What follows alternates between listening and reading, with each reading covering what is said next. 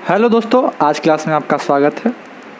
आज हम पढ़ेंगे एंशिएंट हिस्ट्री से शुरुआत करेंगे हिस्ट्री की।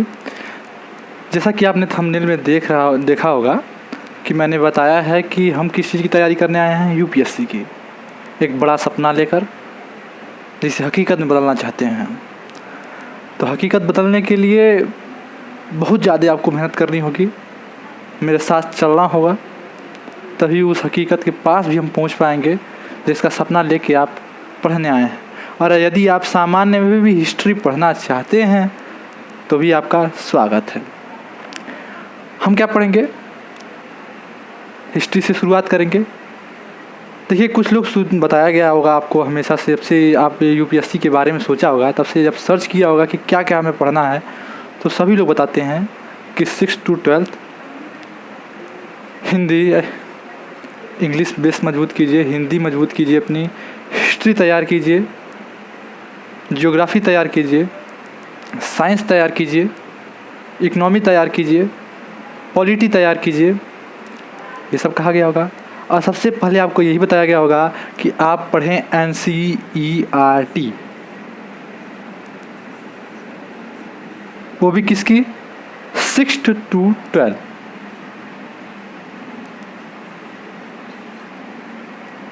यही बताया गया है आपको। हम लोग भी 6 से स्टार्ट कर सकते हैं,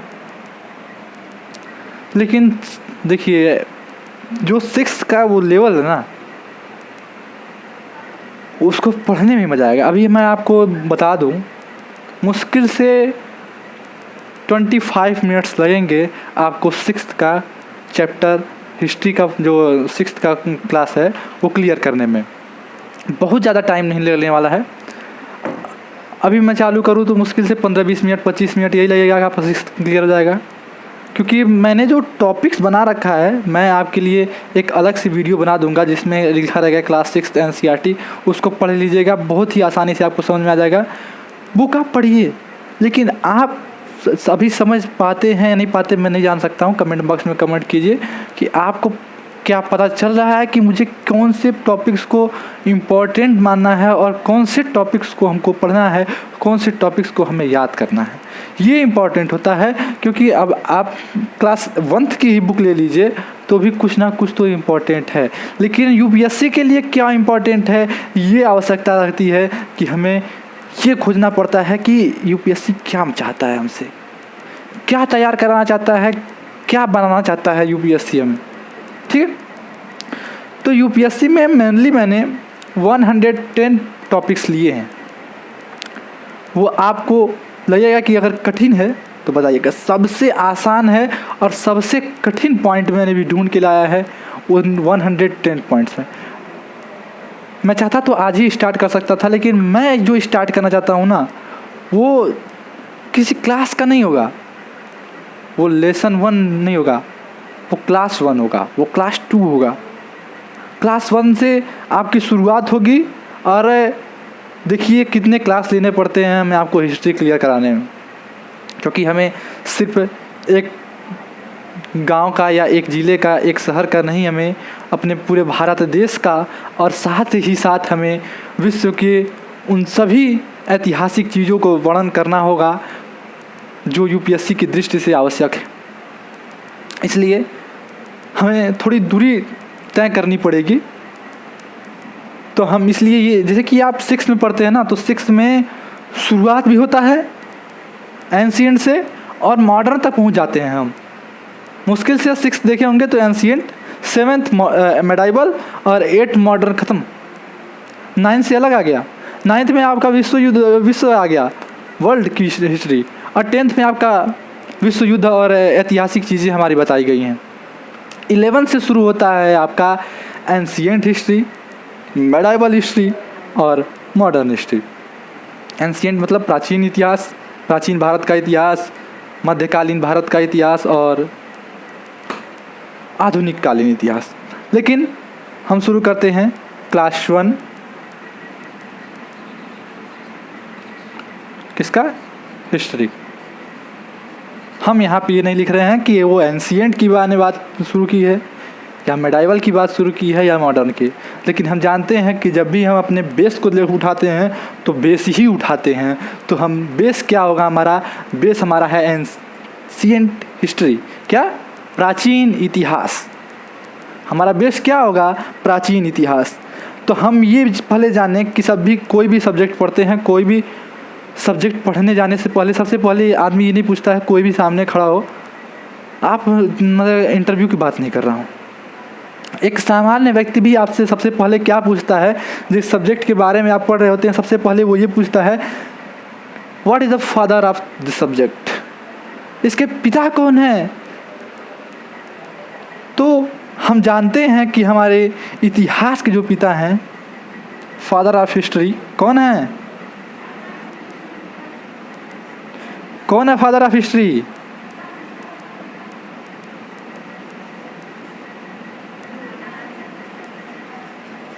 हेरोडोटस। कौन,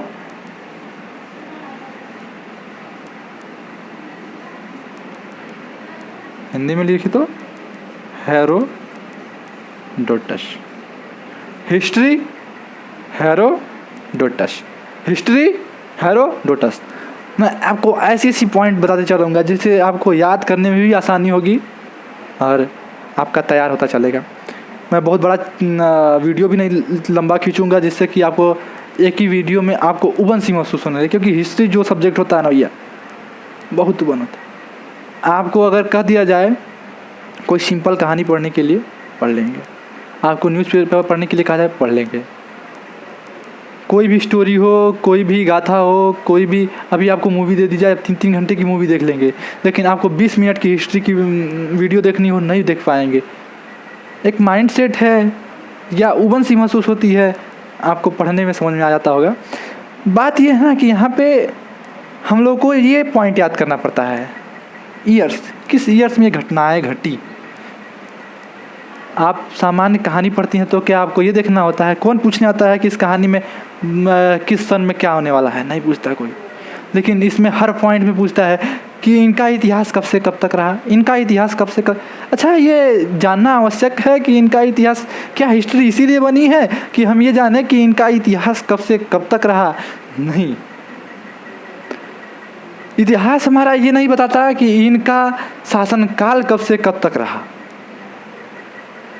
हमारा सबसे पहले आपके इंटरव्यू में ये भी पूछा जा सकता है कि क्या हिस्ट्री सिर्फ इसलिए बनाई गई है कि ये आपको पता चले कि आपका इतिहास या उस राजा का इतिहास, उस शासक का इतिहास कब से कब तक रहा, तो नहीं। हमें ये बताया जाता है कि इनके शासन में क्या क्या बदलाव आए, जो आज हम यहाँ पे खड़े हैं, जो आधुनिक इतिहास हमारा है और जो आज हमारे साथ वर्तमान घटनाएं घट रही हैं, उनका परिणाम जो आज निकल के आ रहा है उसका कारण भी होगा। क्योंकि साइंस कहता है, साइंस क्या, काज एंड इफेक्ट रिलेशनशिप होता है कि नहीं होता है। जब तक कारण नहीं होगा उसका परिणाम नहीं आएगा, और यदि किसी चीज़ का परिणाम आ रहा है तो उसका कोई ना कोई कारण अवश्य होगा। तो उसका कारण क्या है, आज जो संस्कृति हमें दिखाई दे रही है वो किन किन संस्कृतियों से बनकर आई है, वो जानना हमारे लिए इम्पॉर्टेंट है। तो हम आज के क्लास में यही जानेंगे कि कौन, कहाँ से, कैसे, किस बदलाव के कारण हम आज इस स्थिति पहुँचे हैं, कहाँ तक हमारा देश फैला था और कहाँ तक हमारा देश सिमट गया था, कौन सा देश कहाँ तक फैला था। ये इम्पॉर्टेंट है कि हम ये पता कहाँ से लगाए थे, हम पता कहाँ से लगाए थे कि कौन सी चीज़ कब लिखी गई, कैसे लिखी गई, किसका इतिहास। अच्छा ये बताइए, आज के 10,000 साल पहले क्या हुआ, ये आप कैसे पता लगाते हैं। 5,000 साल पहले क्या हुआ, कैसे पता लगाते हैं। और अशोक का इतिहास क्या रहा, चंद्रगुप्त का इतिहास क्या रहा, बिंबिसार का इतिहास क्या रहा, अजातशत्रु का इतिहास क्या रहा। क्या आपने वीडियो बनाई थी, नहीं। किताबों में लिखा गया था, नहीं। पांडुलिपियों से चलता आ रहा है। पांडुलिपि में भी नहीं जब थे ना, तो पत्थरों पे कुरेदे गए थे, उगेरे गए थे। उस इतिहास को हम देख कर बताते हैं कि हाँ, it's not clearly, I assume that this point mention be, मतलब कि ये जो पॉइंट्स हैं ये हमको क्या बताना चाहते हैं। अभी जो हड़प्पा का इतिहास रहा है, सिंधु घाटी का इतिहास रहा है, सिंधु सभ्यता का इतिहास रहा है, उसे हम पढ़ नहीं पाते हैं। हम उनके चित्रों को देखकर एक एज्यूम करते हैं कि ये चीज़ रहा होगा। ठीक है, क्या रहा होगा? हम एज्यूम करते हैं कि जो वहाँ की सभ्यता वो थी मात्र संस्थात्मक थी। क्यों थी? क्योंकि इसमें एक चित्र बनाया गया था जिस चित्र में एक वृक्ष एक माँ के पेट से निकला हुआ है, एक औरत का चित्र बना हुआ है, उस चित्र के गर्भ से एक वृक्ष निकलता हुआ दिखाई दे रहा है, जो दिखाता है कि एक जो माता होती है उससे उस समाज का विकास होता है। ठीक है, उस माता के द्वारा जो, जैसे कि एक वृक्ष की जो डालियाँ होती हैं, हजारों डालियाँ हमको देखने को मिल जाती हैं, कहीं कहीं के वृक्षों में कहीं कहीं 150 ही मिलती हैं, किसी में 10-20 ही मिलती है, मैंने ये नहीं कहा, लेकिन उन डालियों की जो जड़ होती है ना, वो मेन होती है। और यहाँ पे जो जड़ दिखाया गया था हड़प्पा कालीन सभ्यता में, वो हमें क्या दिखाया गया था कि एक माता के गर्भ से निकला है। उसमें हड़प्पा सभ्यता में कहीं नहीं लिखा था कि वहाँ की जो सभ्यता है मात्र संस्थात्मक थी, लेकिन हमने अज्यूम कैसे किया? क्योंकि उस चित्र में दिखाया गया था। हम कैसे जानते थे कि वहाँ पे पूजा भी होती है? क्योंकि हमने यज्ञ देख लिया, हमें कुंड मिले हैं भाई, हड़प्पा सभ्यता में हमें कुंड मिले हैं कालीबंगा व लोथल में। उस कुंड से हमें पता चलता है कि यहाँ पे यज्ञ भी हुआ करते थे। एक महान स्नानागार भी मिला है, जिससे पता चलता था कि वहाँ पे लोग स्नान करने आया करते थे। एक आज का स्विमिंग पूल है जहाँ बड़े बड़े लोग आते हैं, वैसे वहाँ पे भी बड़े बड़े लोग आते थे। वो हम ये एज्यूम नहीं करते हैं क्या? वहाँ पे एक 2 चीज़ें मिली हैं हड़प्पा सभ्यता में।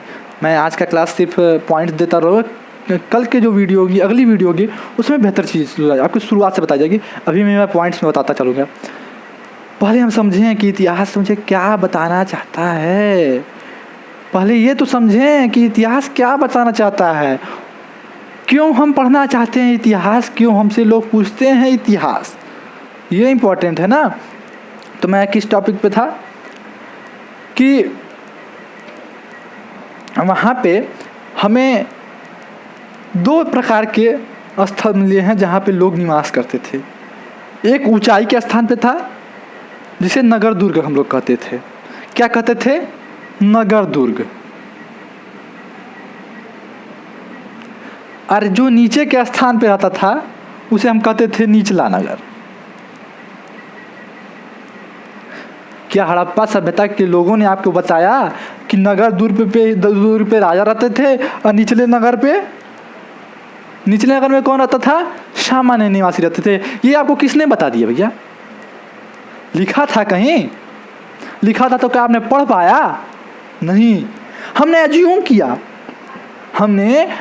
किया कि जो नगर दुर्ग रहा होगा, जो ऊंचला स्थान रहा होगा, वो राजा का स्थान रहा होगा।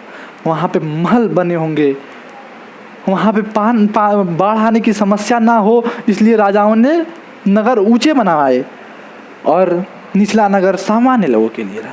क्योंकि हम जानते हैं ना कि एक बड़े व्यक्ति को, एक अमीर व्यक्ति को खाने के लिए सब कुछ मिलता है, रहने के लिए सब कुछ मिलता है, लेकिन एक गरीब को एक सामान्य घर भी नहीं मिल पाता। क्योंकि आज मैं संस्कृति वो देख रहा हूँ ना, हड़प्पा में शायद ना रहा हो, लेकिन मैं अज्यूम करता हूँ कि जो आज की स्थिति रही है वही स्थिति तब भी रही होगी। क्योंकि ये लोग बदलने वाले नहीं हैं, संस्कृतियाँ बदलती जाएं। ठीक है, तो हमें क्या पता चलता है कि हम कुछ चीज़ें लिखी हुई पाए हैं, कुछ चीज़ें हमने एज्यूम किए। पता चलता है कि इतिहास में जो वास्तविक में इतिहास हमें जो थोड़ी पांडुलिपियाँ भी लिखी हुई मिली है ना, वो ईसा पूर्व 500 वर्ष पहले की हैं, मतलब कि आज से 2600-2700 वर्ष पहले की हैं, जिसे हम पढ़ सके हैं। और वो भी कब पढ़े आके? 1837 में, 1837 या 38 में ऐसे कुछ पढ़े थे। जेम्स मिलुल ने आके पढ़ा था उनको, वो भी विदेशी शासक आके पढ़ पाए, हम नहीं पढ़ पाए, हम लोगों ने नहीं पढ़ पाया उसको। ठीक है, जो अशोक के अभिलेख मिले, उनके अभिलेख से हमें पता चल जाता है कि उनका शासन कैसा था। हमने देखा था उनके ऊपर कोई मूवी बहुत पहले से बनी हुई थी कि अशोक ने अपने 99 भाइयों के मार कर शासन किया और कलिंग युद्ध के बाद उन्होंने छोड़ दिया, उन्होंने बौद्ध धर्म की स्थापना की, उन्होंने अपने साम्राज्य को इस तरह फैलाया, उसके बाद कभी भी उन्होंने कभी युद्ध नहीं लड़ा। ये का वीडियो में बनाया हुआ था, आप देख लेते हैं मूवी अशोका, तो आपको लगता है कि हाँ यही है। ये अशोका भी जिसने बनाया है ना, उसने भी अभी आपके अभिलेखों से भी देख के बनाया है, उन्होंने एज्यूम ही किया है, इट्स नॉट श्योर कि किसी की भी हिस्ट्री, चाहे आपकी हो चाहे किसी भी देश की हिस्ट्री हो, वो एकदम बिल्कुल राइट है, इट्स परफेक्ट। हम ये नहीं कर सकते। अरे आप 1950 के पहले की भी चीज़ों को एकदम परफेक्ट नहीं कर सकते भाई। 1980 के आज देख रहे हैं कि 4 सालों के बीच देख रहे हैं, 5 सालों के बीच, आप मान लीजिए 10 साल बैक चले जाइए तो आपको पता चलता है कि हाँ हर चीज़ की रिकॉर्डिंग होने लगती है। कोई खबर मात्र 10 मिनट, 5 मिनट, 2 मिनट, 1 मिनट के अंदर आपके पास आ जाती है कि ये घटना इस अपने देश के इस राज्य में, इस कोने में, इस स्थान पे घट गई। ये आपको 10 सालों में मिलता है। आपको जो स्वतंत्रता सेनानियों की लड़ाइयाँ भी दिखाई दे रही हैं, वो भी पता चलता है कि अखबारों में छपी हुई मिलती थी। 10 दिन पे एक अखबार छपता था, वो भी दबाव में छपता था। अभी आप 1887 का ले लीजिए, मिल्स एक्ट, उसमें यही कहा गया है कि जो हमारा शासन चल रहा है, अंग्रेज़ों ने, ब्रिटिश ने कहा कि हमारे शासन के ऊपर कोई गलत टिप्पणी ना करें, विरोध ना जताएं। सोचिए, सच इतिहास हमें तब भी देखने को नहीं मिला, क्योंकि बहुत ही बड़ी दंडात्मक कार्रवाई होने लगती थी, उस अखबार को बंद कर दिया जाता था। तो आज भी हम उतने क्लियर नहीं हैं कि क्या सच में ये घटनाएं सच हैं या इससे भी बड़ी घटनाएं थी जो हमें मालूम ही नहीं है। हमें कई ऐसे राजाओं का इतिहास भी नहीं पता चलता है जो अभिलेख पे लिखवाए नहीं, जो पांडुलिपियों में छपवाए नहीं, यानी लिखवाए नहीं, और जिनकी कोई पुस्तकें नहीं खास मिलती हैं। पता चलता है कि हमारे जो देश का इतिहास रहा है वो चीन में जाके मिलता है, वो इंग्लैंड के पुस्तकालयों में मिलता है, हमारे देश में नहीं मिलता, क्योंकि हम गुलाम थे।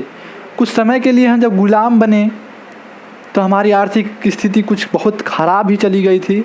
बंगाल में पता चलता है कि 1/3 इन 1870, 1860 इस तरह 1770 के जो बंगाल का काल था, 1/3, 1/3 भाग लोग बिना खाए मर गए, खाने के लिए मर गए कि वो खा नहीं पाए, उनको कुछ भोजन नहीं मिला, उनको पानी नहीं मिला, जिसकी वजह से हमारे बंगाल की जो उस समय की जनसंख्या थी उसका 1/3 ख़त्म हो गया। मतलब 3 करोड़ जनसंख्या थी तो 1 करोड़ लोग हो गए। ये हाल था। तो उस समय कौन कहता भैया कि लीजिए 50 रुपये की पांडुलिपि लीजिए और यहाँ पे इनके बारे में नोट कीजिए। हाँ, चीन के लोगों ने क्या किया, या किसी भी देश के कुछ लोग ऐसे यात्री हमारे देश में आए, मेगास्थनीज हो गए, चीन में जो आए थे वो मार्को पोलो हो गए, वहाँ से ऐसे कई देश के लोग हैं जो हमारे देश में आए। हमारे देश के कई लोग हैं जो दूसरे के देशों में गए और उनकी पांडुलिपियों को उठा कर लाए। तो हमारी पांडुलिपियों को उठा कर कौन ले गए थे? चीन के लोग ले गए, इंग्लैंड के मुख्यतः लोग ले गए, फ्रांस के लोग लेके गए, कुछ रशियन लोग ले गए, मेनली हमारे यहाँ जो चीन और इंग्लैंड, ब्रिटिश देशों में जो किताबें गई हुई हैं, पांडुलिपियाँ गई हैं, किताबें गई हैं, वो लोग क्या करते थे ना, एक व्यक्ति को निकाले, आप जाइए ढूंढिए, इनके इतिहास को ढूंढिए।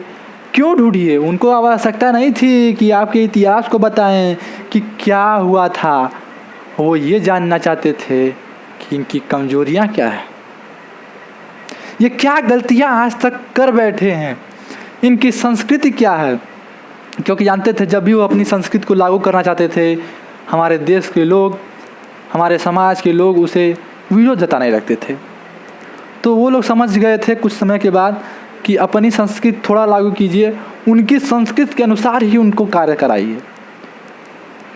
तो उन्होंने उनकी संस्कृति को जानना बेहतर समझा और उसे जानने के लिए उन्होंने पुराने अभिलेखों, पांडुलिपियों का अध्ययन किया।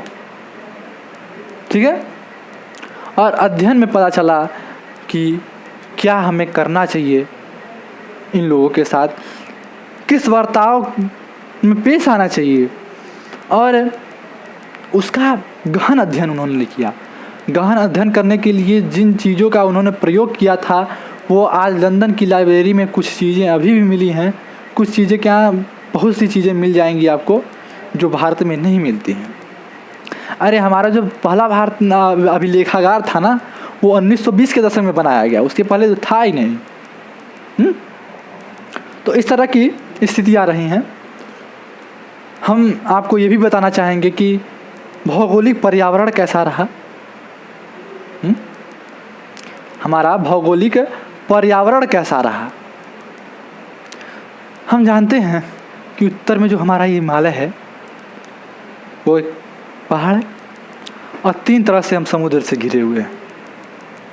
और भारत तो एक प्रकार से नदियों का देश भी कहा जाता है। किस लिए कहा जाता है कि यहाँ पे इतनी ज़्यादा, इसलिए कहा जाता है कि इतनी ज़्यादा यहाँ पे नदियाँ हैं कि उसी ने आज तब तक, जब तक हम गुलाम नहीं हुए, जब तक हमारे ऊपर मुगलों ने शासन नहीं किया, हम सोने की चिड़िया कहलाते आए हैं। भारत संस्कृति से बेहतर संस्कृति कोई नहीं थी। पहली नगरीय सभ्यता सिंधु सभ्यता भारत और पाकिस्तान के बीच पड़ती है, जो भारत का ही भाग था। सोचिए, पहली नगरीय सभ्यता, विश्व की पहली नगरीय सभ्यता भारत की सिंधु सभ्यता थी।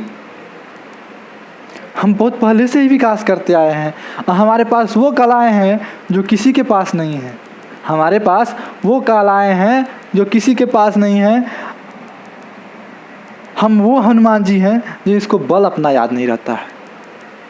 हम वो हनुमान जी हैं जिनको अपना खुद का बल नहीं याद आ रहता है, उन्हें याद धराना पड़ता है।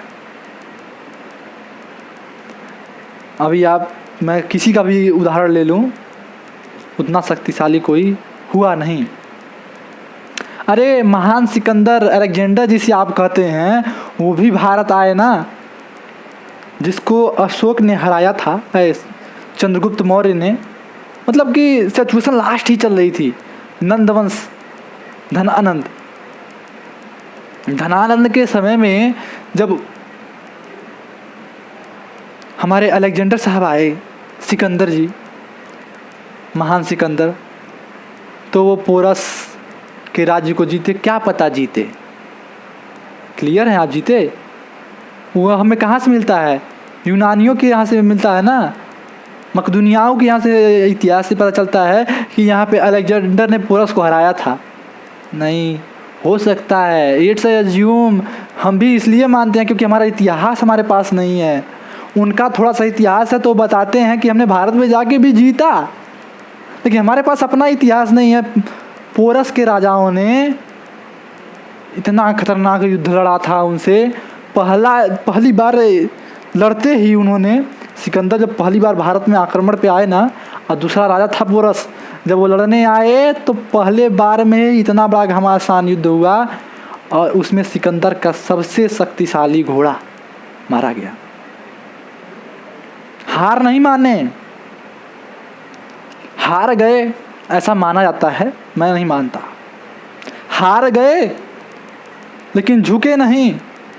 अंत में सिकंदर ने, ऐसा माना जाता है कि खुश होकर उनका राज्य उन्हें वापस कर दिया और मित्रता की संधि अपनाई। लेकिन फिर उन्होंने सोचा कि हम चलेंगे मगध जीतने। लेकिन मैं एक बात बता दूं, उन्होंने खुद लिखा है, मैं उन लोगों के अंदर शक्ति भरना चाहता हूं जो शक्तिशाली होना नहीं चाहते, जो लड़ना नहीं चाहते। मैं उनके अंदर आत्मनिर्भरता भरना चाहता हूं। मैं उनके अंदर उपदेश देना चाहता हूं जो उपदेश सुनना नहीं चाहते। क्यों सुनेगा भाई कोई? हमारे देश के वो राजा तब उस समय राज कर रहे थे। अभी आप सुनिए, मैं आपको बता दूं, अपने ही देश में देखिए, मगध और लिच्छवी। अच्छा बताइए, कभी लिच्छवी को जीतते हुए देखा आपने? कहीं इतिहास में सुना कि मगध के सामने लिच्छवी जीत गया हो? नहीं। मैं आपको बताऊं, मगध में सिर्फ एक राजा शासन करता था और लिच्छवी में 7,707 राजा मिलके नियंत्रण रखते थे लिच्छवी पर। लेकिन कोई भी राजा, कोई भी शासक मिलकर भी मगध को हरा नहीं सका। ये होती है पावर। और उस पावर से लड़ने आया था सिकंदर। कहाँ से उसकी सेना लड़ने जाती? कहीं मैं आगे नहीं बढ़ सकता। जिन्होंने, उसने कहा, जिसने किसी देश, सिकंदर ने कहा, मैं किसी भी देश से, किसी भी शासक से न जो ना हार सका, वो अपने खुद के लोगों से हार गया। उसे डर नहीं था कि मैं मर जाता, कोई बात नहीं। 19 महीने आके भारत में रहा था, लेकिन वो 19 महीने लड़ता रहा। एक महान शासक था, मैं मान रहा हूँ। लेकिन जब वो घनानंद से लड़ने की कोशिश किया ना, धनानंद से, उसके जो सेनापति थे, जो मंत्री थे, जो सैनिक थे, कोई लड़ने के लिए आगे ही नहीं आया। और वो अंत में दुखद, जब भारत से लौटने लगा तो लौटने में ही उसकी मृत्यु हो गई। हमें सिकंदर के बारे में इतना बेहतर पता चला, और कुछ ये भी पता चला कि वहाँ पे भी लिखा गया था ईरानियों में भी कि हाँ, सिकंदर महान थे लेकिन घनानंद से लड़ नहीं सके। पोरस को जरूर उन्होंने हराया हुआ साबित किया, लेकिन क्या पता कि पोरस से ही हार के वो जा रहे हों और उनकी हार का इतना दुख था कि वो मर गए, उनका देहांत हो गया। ये नहीं पता। चलिए कोई बात नहीं, जो पता है ये पता है ना कि अशोक महान थे, धनानंद महान थे, धनानंद से भी वो लड़ ना सके। कितना हुई बड़े महान रहे हो सिकंदर, अलेक्जेंडर, लेकिन लड़ नहीं सके ना। तो हमें ये चीज़ पता चलती हैं कि जो हमें इतिहास मिलते हैं वो पांडुलिपियों, अभिलेखों और कुछ कहानीकारों द्वारा, कुछ इतिहासकारों द्वारा लिखी गई पुस्तकों से पता चलता है। अच्छा, आपने इतिहास जब भी पढ़ा होगा, नहीं पढ़ा है तो जब भी पढ़ेंगे तो देखे होंगे कि बताया जाता है कि जो राजा होता था कला का शौकीन होता था। भाई ऐसा क्यों है? हर राजा कला का शौकीन क्यों था? मैं तो नहीं हूँ कला शौकीन, मैं तो कभी भी आर्ट बनाना ही नहीं चाहता। फिर हर राजा कला का शौकीन क्यों होता था? क्या कारण था कला का शौकीन होने के लिए? यही कारण था क्योंकि वहाँ पे उस समय आज की तरह नोट्स बुक नहीं हुआ करते थे, आज की तरह पेन नहीं हुआ करते थे। उस समय अभिलेख हुआ करते थे। उस समय की चित्रकारियों के द्वारा यो लोग कुछ समय बाद उसको एज्यूम करें कि उनके शासन में काल में क्या हुआ करता था, उनके शासन काल में क्या हुआ करता था, इसको एज्यूम करके वो समझें कि कौन महान था, किसकी क्या क्या कृतियाँ रही हैं, किसने क्या क्या जीता है। वो हमें कैसे पता चलता? तो हमें ऐसे ही पता चलता कि किसने क्या किया। उनकी लिपियों के द्वारा, उनकी पांडुलिपियों के द्वारा, उनके अभिलेखों के द्वारा, उनके चित्रकारियों के द्वारा ही हमें पता चलता है कि क्या था, क्या उन्होंने किया था। अब हम अकबर का इतिहास क्यों जान लेते हैं? हम जितने भी मुग़ल शासक रहे, इन लोगों का इतिहास कैसे पता लगा लेते हैं? क्योंकि इनका इतिहास थोड़ा मोड़ा लिखा हुआ है। इन्होंने चित्रकारियाँ की हुई हैं, इन्होंने जो भी अपने मस्जिद बनवाए उन पे मतलब अभिलेख लिखवाए हुए हैं जिनमें उनके शासन के बारे में वर्णन किया गया है।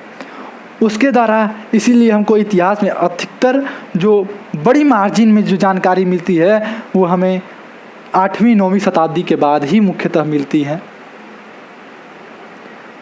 तो ईसा पूर्व की बारी जानकारी कैसे प्राप्त होती है? अभिलेखों से। तो अब आप ये क्लियर जान चुके हैं कि हमें इतिहास की जानकारी कैसे मिलती है। सबसे इम्पॉर्टेंट पॉइंट था इतिहास का कि आप ये जानें कि हमें इतिहास की जानकारी कैसे मिलती है। अब हम दूसरा पॉइंट ये जानते हैं कि इतिहास की जानकारी लेके हम करेंगे क्या? हम इतिहास की जानकारी लेके करेंगे क्या? तो आप सोचिए, आपको बताया जाता है कि आपका जो इतिहास है या आपकी जो पृथ्वी है 400 करोड़ वर्ष पुरानी है। कितनी वर्ष पुरानी है? 400 करोड़ वर्ष पुरानी है, जिसको 4 भाग में बांटा गया। कितने भाग में? 4 भाग में बांटा गया।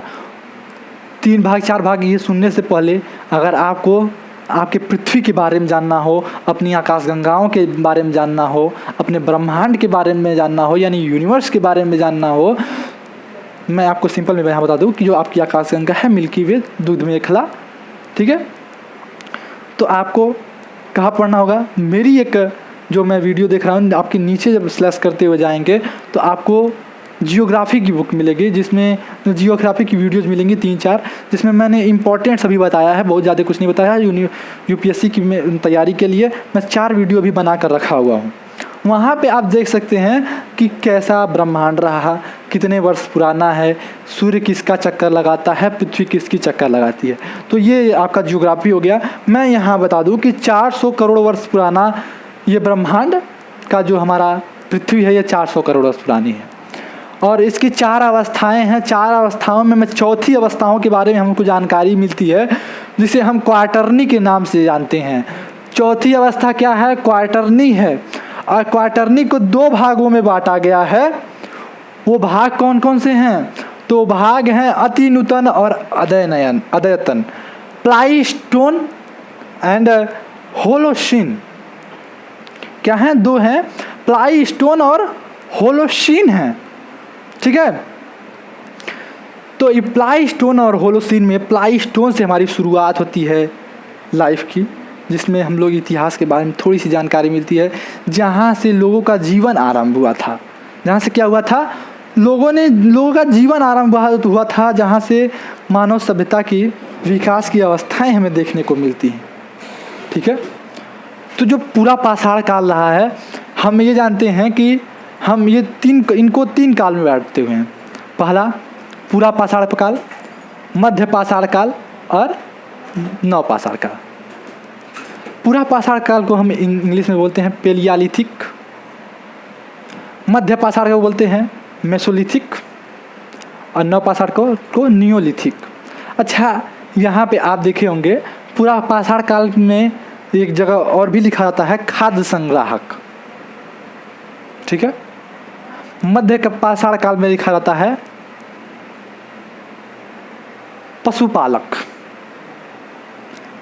और नव पाषाण काल में लिखा होता है खाद्य उत्पादक। इसका मतलब क्या है कि वो खाद्य उत्पादक क्या पॉइंट दे रहा है? ये नहीं दे रहा है कि इसके बारे में ये बताया जाएगा। पूरा पाषाण काल को हम पेलियालिथिक के साथ साथ खाद्य संग्राहक काल भी कहते हैं।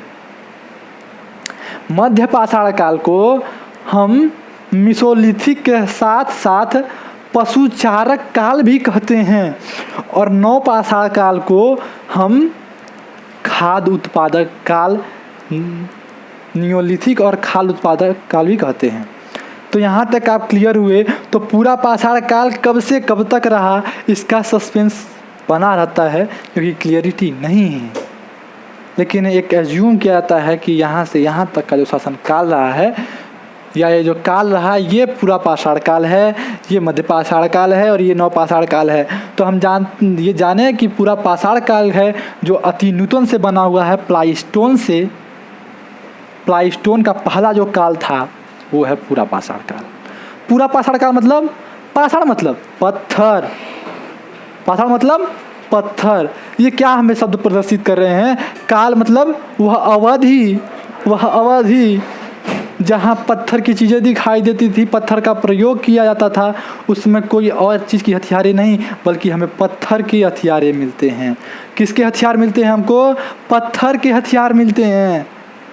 तब आपको चाकू, छुरी और तांबे के बर्तन नहीं मिलते, पत्थर के हथियार मिलते थे। किस चीज़ के? पत्थर के हथियार। ठीक है। दूसरी चीज़ यहाँ पे आपको क्लियरिटी हो गई कि पूरा पाषाण काल में सभी चीज़ पत्थर के हुआ करते थे। सभी चीज़ के मतलब मानव भी पत्थर का नहीं हुआ करता था। जो उनका औजार था वो पत्थर का हुआ करता था। जहाँ वो रहते थे वो पत्थरों के बीच रहते थे। ठीक है। मध्य पाषाण काल में हमें क्या मिलता है? मध्य पाषाण काल में आप जाएंगे 50,000 4000 तो भी पत्थर ही है। नव पाषाण काल से हमें पता चलता है कि हमें क्या क्या मिलना चालू है। नव पाषाण काल में हमें पहले तांबा मिलने लगा, जिसे हम ताम्र पाषाण काल के नाम से जानते हैं। फिर हमें मगध के शासन की शुरुआत में, यानी आज के 500-600 ईसा पूर्व, मतलब 2500 साल 2600 साल पहले हमें क्या मिलना शुरू हुए? लोहे शुरू मिलना हो गए थे। कब? नव पाषाण काल में। तो यहाँ क्लियर है पूरा पाषाण काल की अवधि 5 लाख साल से 50,000 साल तक। मध्य ईसा पूर्व 5 लाख ईसा पूर्व से 50,000 ईसा पूर्व तक। मध्य पाषाण काल 50,000 ईसा पूर्व से 40,000 ईसा पूर्व तक। नव पाषाण काल 40,000 ईसा पूर्व से 10,000 ईसा पूर्व तक। यहाँ तक क्लियर हो गया है आपका। मैं जानूँगा ये चीज़ 3 चीज़ आप याद कर लीजिएगा, इनको क्लियरिटी रखेगा आप। तो हम उम्मीद करते हैं कि आपको ये जो वीडियो पढ़े होंगे इसके बारे में मैंने ऐसा नहीं है कि आप नोट बनाते जाएं। अब मैंने आपको बताया ना कि आप लोग बोर क्यों होते हैं भाई। बोर इसलिए हो जाते हैं, आपको सिर्फ दिखा देता है 5 लाख साल, 50,000 साल, 1996, 1942, 1857, 400 ईसा पूर्व, 122 ईसा पूर्व, 130 ईसा पूर्व। और कहीं किताब में, दूसरे किताब में जाता है 132, 100 किसी में मिलता है, 130 किसी में मिलता है, 129, क्योंकि कन्फर्म है नहीं, कन्फर्म तो है नहीं। इट्स एज्यूम, हम मानते हैं। कैसे मानते हैं? ऐसा नहीं है कि हमने भारत के इतिहासकारों को देख लिया और उनके हिसाब से मान लिए। पता चलता है कि चूहा खा गया था ना, दीमक खा गए थे ना आपको किताबों को, तो कैसे पता चलता है? पता चलता है कि एक किताब का 40 पेज में से 18 पेज के दीमक खा गए, बाद का 22 पेज बचा हुआ है। 18 पेज कहाँ से लाएंगे आप? तो पता चलता है जो यात्री भारत में आए हुए थे, हमारे महाद्वीप में, हमारे देश में, वो यात्री जहाँ से पांडुलिपियाँ लेके गए उनके यहाँ भी वो इतिहास रखा हुआ था। तो पता चलता है उनके इतिहास में 7 पेज तो लिखा हुआ है, अब 11 पेज नहीं लिखा हुआ है। फिर आया वो चीन का था, ये ब्रिटेन का हो गया, पता चलता है वो ईरान का था। तो सबको कंबाइंड किया गया और उसके बाद पता चलता है कि उनमें कहीं 1946 ईसा पूर्व था, इनमें कहीं 1942 ईसा पूर्व है। इट्स कंबाइंड किया जाता है उनको। उनके बाद एक एनालिसिस किया जाता है कि हाँ यही पॉइंट रहा होगा। अभी आप देखे होंगे महात्मा गौतम बुद्ध के बारे में, उनको जैन इतिहासकारों के बारे में पढ़ा होगा आपने। अच्छा, महात्मा गौतम बुद्ध के बारे में क्या आपके जीवन को पता चलता है? आपको पता चलता है कि 567 ईस्वी पूर्व इनका जन्म हुआ था, 584 में 573, और पता चलता है कि ये 458 में मरे। तब तक ये इतिहासकार आके हस्तक्षेप कर देते हैं, नहीं सर जी गलत है। क्यों गलत है? वो ये कहते हैं कि जब इन्होंने 573 में ये बता रहे हैं कि उस समय मगध में विशाल राज्य हुआ करता था, बढ़िया शासन किया करते थे, तो जो वो कार्बन 14 का इस्तेमाल करते हैं ना, जो हमें खुदाई से प्राप्त जानकारियाँ देते हैं, ठीक है, वो क्या करते हैं? पूरा लेखवादी वो ये देखते हैं टाइमिंग क्या रही होगी। टाइमिंग देख लिए कि 500 साल से पहले, मतलब 500 ईसा पूर्व से पहले कोई भी साम्राज्य हमें ऐसा देखने को नहीं मिलता। वो कार्बन 14 से देख रहे हैं, कार्बन 14 C14 से वो देख रहे हैं कि 500 ईसा पूर्व से पहले कोई भी बड़ा शासक जनपद नहीं हुआ करते थे। तो ये कैसे बता रहे हैं कि 573 ईसा पूर्व या 540 ईसा पूर्व हमने मगध के शासकों को उपदेश दिया? कैसे दे दिया भाई, जब वो उस समय तक शासन नहीं किया करते थे। ये 483 है और ये 568 है। कैसे उपदेश दे दिए भाई? जब एक कार्बन 14 कन्फ्यूजन हो गई ना। C14 के बारे में हम जान लें। जो कार्बन 14 होता है, इसकी जो हाफ एज होती है 5558 साल, और इसको माना जाता है 11,558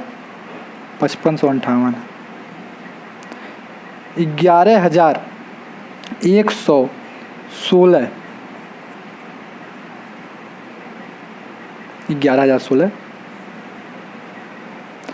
तो ये कितना है? 11,016 साल का इसका लाइफ है। कार्बन 14 11,016 साल पहले की चीज़ें आपको बता देगा। कैसे बताएगा? हम लोग कहते हैं ना कि किसी के व्यक्ति के शरीर में जीवात्मा रही है, हर व्यक्ति के शरीर में जीवात्मा होती है। उसके जिस दिन डेथ होती है, उस डेथ से लेके उसकी जो जीवात्मा का जो शरीर है ना, उसका कार्बन 14 धीरे धीरे घटने लगता है। और उसका समाप्ति कब होती है? 11,016 साल के बाद। कितने साल बाद? 11,016 साल के बाद। यहाँ तक क्लियर हुआ आपका? जब 11,016 साल बाद इनका समाप्ति होता है, तो 11,016 साल के पहले तो हम बता ही देंगे। तो अब मान लीजिए आपका जो इतिहास है 568, अब इसमें 2,000 और जोड़ लें तो 2,500 हो गया। तो उसमें इनका जो बताएगा वो कहेगा कि 7400-7600 साल अभी बाकी है कार्बन 14 में। तो उसे पता चल जाता है कि हाँ, ये 500 ईसा पूर्व चीज़ की पहले की चीज़ें हैं। ये चीज़ें लकड़ी में भी पाई जाती हैं, ठीक है। इसलिए लकड़ियों से हमें पता चल जाता है कि हाँ, यहाँ पे कार्बन 14 हर चीज़ों में जो भी जीवात्मक चीज़ें हैं उनमें पाई जाती हैं, ठीक है। तो यहाँ से भी इतिहास का पता चल जाता है। तो मेनली हमने ये समझा कि इतिहास का पता कैसे चलता है। तो इतिहास का जब पता चलता है ना, तो पता चलता है, मैंने अभी आपको बताया पूरा पाषाण काल था, खाल संग्राहक थे। अरे ज़मीन पे भी कोई चीज़ मिल जाए वो भी खा लेते थे। किसी की आत्महत्या करके, किसी को जान से मार के, किसी जानवर को मार के, और ख़ुद अपने लोगों को भी अगर भूख लगने पे मार के खाने वाले व्यक्ति थे पूरा पाषाण काल के लोग। क्या थे? ये सिचुएशन देख लीजिए और आज की सिचुएशन देख लीजिए, इनमें डिफरेंस दिखाई दे रहा है? दिखाई दे रहा है ना। हम आज उत्पादक हो गए, हर चीज़ उत्पादन कर सकते हैं, हमारे पास टेक्नोलॉजी है। लेकिन वहाँ पे कोई टेक्नोलॉजी नहीं थी, वहाँ सिर्फ पत्थर थे, पत्थरों से। लेकिन उनके पास क्या टेक्नोलॉजी रही होगी? आज आपको पत्थर दे दिया जाए तो सिर्फ फेंकने के अलावा और किसी एक स्थान पे कुछ स्थान बनाने की वजह से, मंदिर बनवाने के लिए यूज हम लोग कर लेते हैं, उसके अलावा और कोई यूज नहीं कर पाते हैं। सड़क निर्माण में कर लेते हैं। लेकिन वो क्या करते थे? उस पत्थर को इतना नुकीला बनाते थे, इतना नुकीला बनाते थे कि अगर उसको फेंक दिया जाए तो वो शरीर में जितना आज की तरह लोहा धंसता है ना, उतना ही तेज शरीर में जाके धंसता। क्वालिटी थी उनके अंदर, लेकिन उनके पास चीज़ें नहीं थी, उनके पास खदानें नहीं थी लोहे की, उनके पास तांबे की और चीज़ों की खदानें नहीं थी। आज हमारे पास है, बस यही हमने खोज। क्यों है हमारे पास? अगर पूछ दिया जाए आपके पास खदानें क्यों आ गई, वहाँ नहीं थी, आज कैसे हो गई? तो आपको पता चलेगा कि मानव का विकास हुआ, उनकी बुद्धि का विकास हुआ। धीरे धीरे उन्होंने विकास करना जब शुरू किया तो उन्होंने खोजना शुरू किया। उन्होंने भोजन निर्माण की प्रक्रियाओं को समझने की कोशिश की, उन्होंने नदियों के किनारे रहने की कोशिश की, उन्होंने आग जलाने की कोशिश की, उन्होंने खदानों को खोजने की कोशिश की। परिणाम ये नहीं है कि हमें आज ऐसे ही लोहे के औजार मिलना चालू हो गए, या खदानें तब नहीं हुआ करती थी, खदानें तब भी हुआ करती थी। उनका मस्तिष्क का विकास इतना नहीं हुआ था कि वो खदानों की खोज कर सकें। हाँ, उनका विकास जितना बढ़ता गया, उन्होंने हर चीज़ों की खोज करने की कोशिश शुरू कर दी और आज वही परिणाम है कि हम ये चीज़ पाते हैं। आज वही परिणाम है कि हम इन चीज़ों को पाते हैं। अगर वो पहले से पत्थर की भी नहीं खोजे होते ना, तो आज हम पत्थर भी नहीं पाते। उन्होंने पत्थर खोजा, उन्होंने आग जलाना सीखा, उन्होंने तांबे की खोज की, उन्होंने बर्तन बनाना सीखा, उन्होंने पत्थर का प्रयोग करना सीखा, उन्होंने लोहे के औजार बनाना सीखा। उसका परिणाम है कि आज हम लोहे के औजार बना लेते हैं। ठीक है, तो ये क्या बताता है कि हमारी संस्कृत का विकास कैसे हुआ। मेरा पॉइंट ये था कि संस्कृत का विकास कैसे हुआ। मेरा पहला पॉइंट क्लियर हो चुका था कि इतिहासकार इतिहास की खोज कैसे करते हैं। दूसरी चीज़ हमें पता चला कि हमें इतिहास पढ़ने से लाभ क्या है। इतिहास हमने पढ़ा तो हमें पता चला कि हमारी जो पुरानी संस्कृति थी वो कितनी कठिनाइयों से गुजरकर आज इस स्थिति पे पहुंची है। उसकी खोज में कितने वक्त लगे और क्या क्या चीज़ें खोजी गई, इसका परिणाम है कि आज हम ये चीज़ पाते हैं। Are you clear? तो दो चीज़ें आपको पता चल चुकी हैं। अगर मैं सिर्फ एक चीज़ बता दूं, यहाँ पे मेरा डिजिटल बोर्ड नहीं है, वरना मैं आपको वो भी बता देता कि भौगोलिक स्थिति क्या है, भारत की भौगोलिक स्थिति क्या है।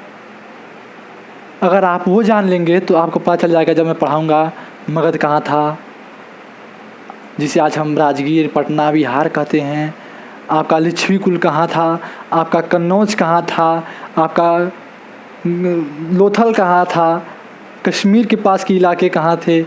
जब आप अपने मानचित्र को देखेंगे, नदियों को देखेंगे, औद्योगिक क्षेत्रों को देखेंगे, तो आपको इतिहास पढ़ने में भी और भी आसानी होगी।